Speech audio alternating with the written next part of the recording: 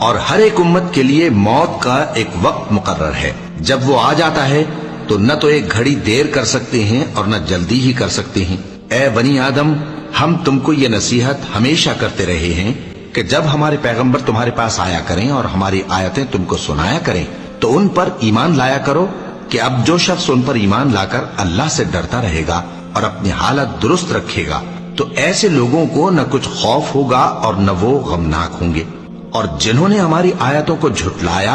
اور ان سے سرتابی کی، وہی دوزخی ہیں کہ ہمیشہ اس میں جلتے رہیں گے۔ پس اس سے زیادہ ظالم کون جو اللہ پر جھوٹ باندھے یا اس کی آیتوں کو جھٹلائے؟ ان کو ان کے نصیب کا لکھا ملتا ہی رہے گا، یہاں تک کہ جب ان کے پاس ہمارے بھیجے ہوئے فرشتے جان نکالنے آئیں گے تو کہیں گے کہ جن کو تم اللہ کے سوا پکارا کرتے تھے وہ اب کہاں ہیں؟ وہ کہیں گے کہ وہ ہم سے گم ہو گئے، اور اقرار کریں گے کہ بے شک وہ کافر تھے۔